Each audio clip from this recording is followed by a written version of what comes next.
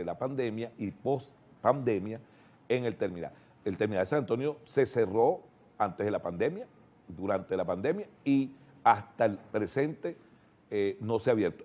Antes decían que era por un tema sanitario, hoy en día no dan ni siquiera explicación, simplemente está cerrado y no hay un organismo nacional ni regional ni estatal ni ningún ministerio que tenga la capacidad de dar la orden de que se aperture y que el mismo se cumpla. ¿Por qué se favorece a estas mafias? No entendemos. Esa explicación deberían darlo los responsables de que no se abra el terminal. Al igual que el corredor vial de transporte público entre Cúcuta y San Cristóbal. Antes del rompimiento de las relaciones diplomáticas existían 7 líneas de transporte que hacían vida entre San Cristóbal y Cúcuta. Esa línea, por supuesto que cuando se rompieron las relaciones, los permisos se suspendieron.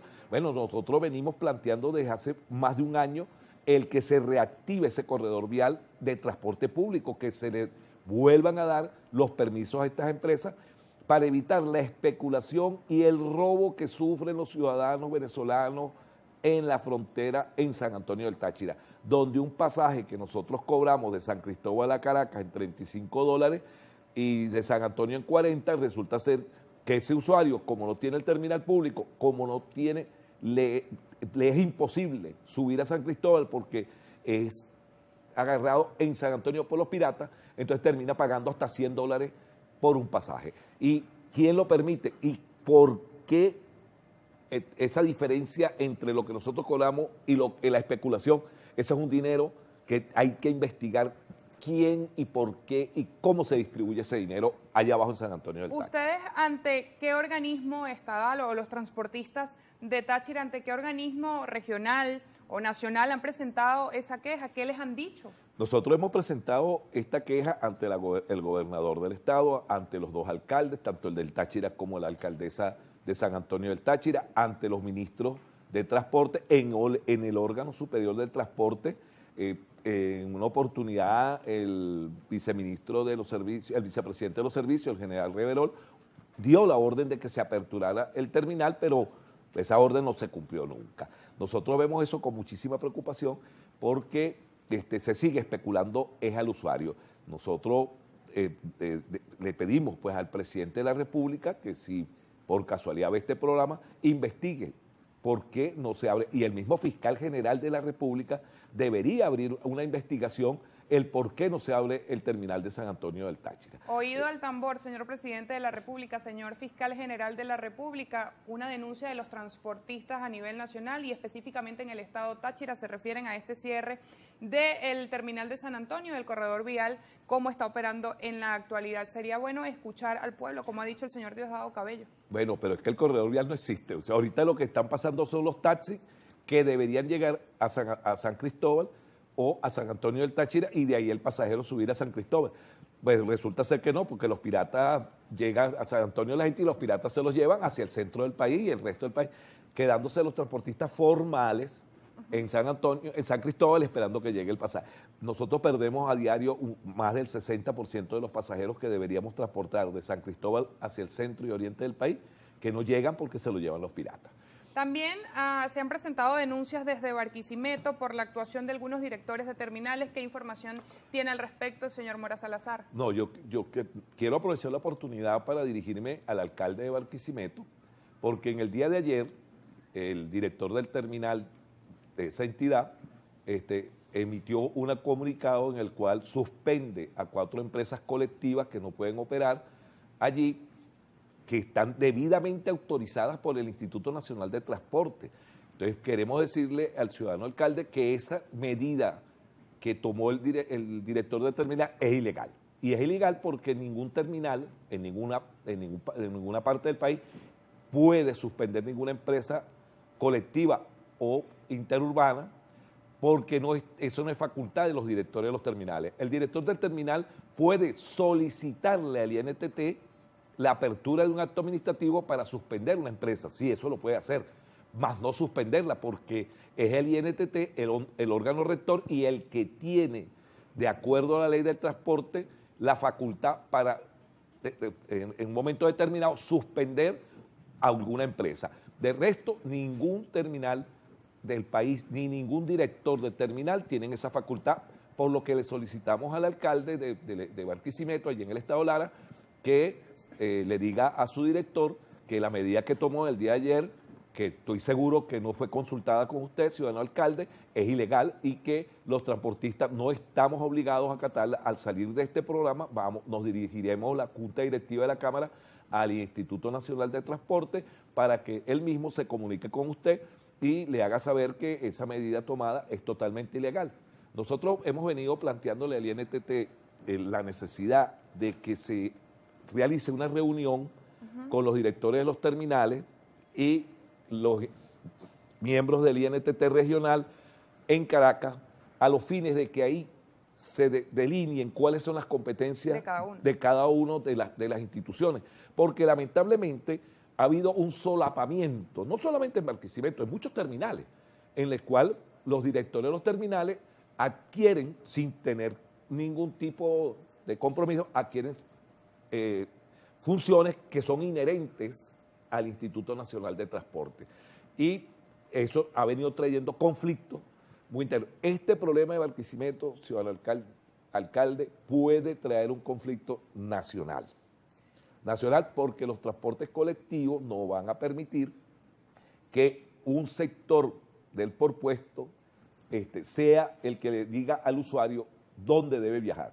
Tanto usted, ciudadano alcalde, como nosotros, los transportistas, nos debemos a un solo grupo humano, que son los usuarios, sí, el pueblo de Venezuela. A ellos es que nos debemos, usted no se debe ni a los transportistas por puesto, ni a los colectivos, ni nosotros tampoco. Nos debemos todos en conjunto al pueblo de Venezuela y en el caso de Lara, al pueblo larense. Ingeniero, tenemos participación de la audiencia a través de la red social Twitter. Seguir Contreras ha seleccionado algunas de estas preguntas para compartirlas con usted. Le agradecemos, por favor, respuestas cortas.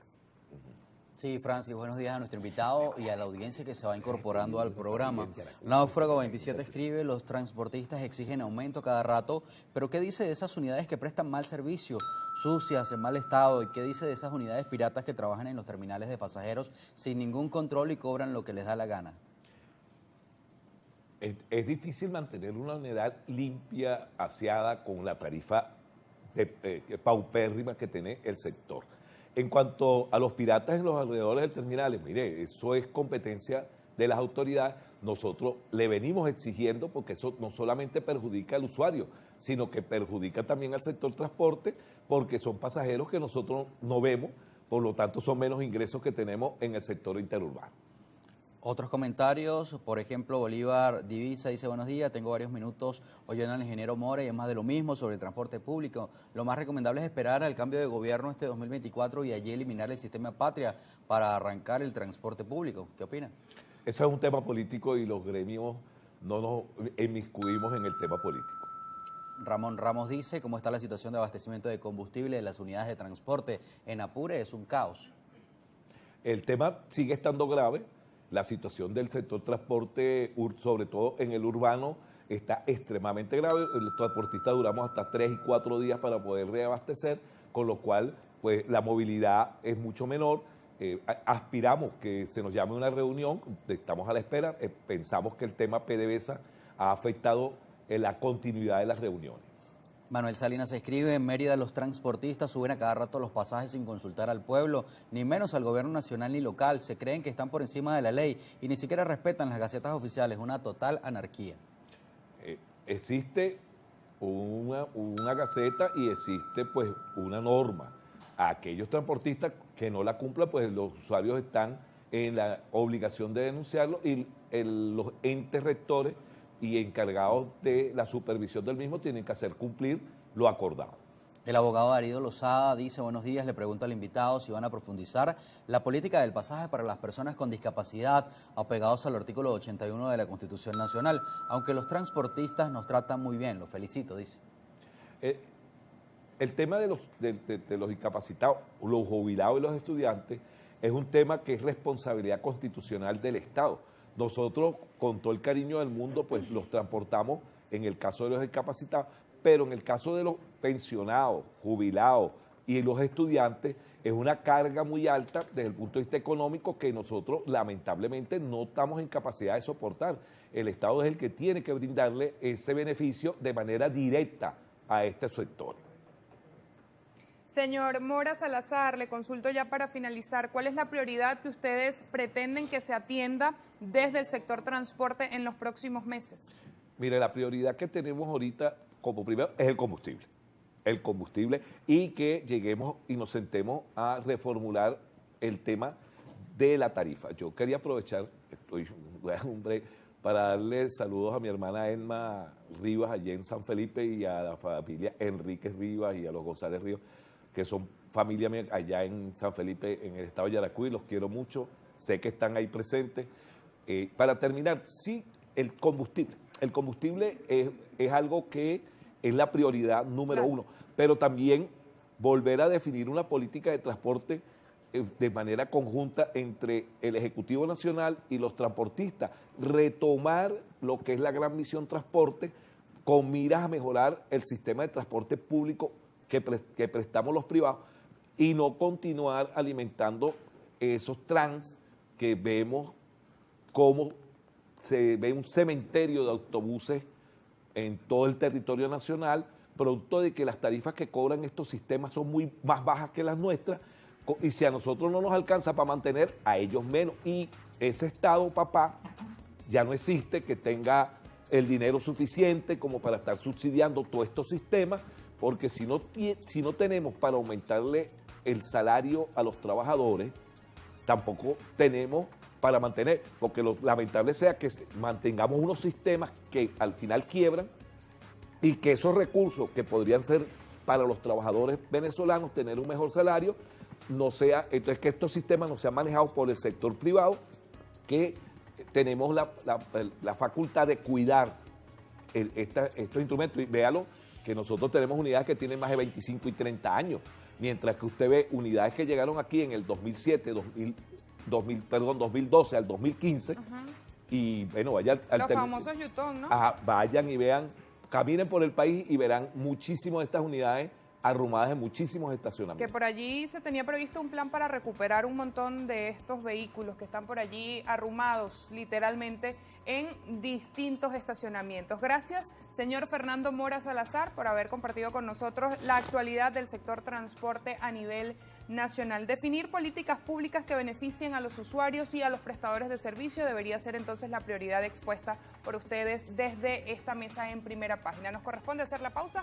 Al regreso, Deportes de Primera.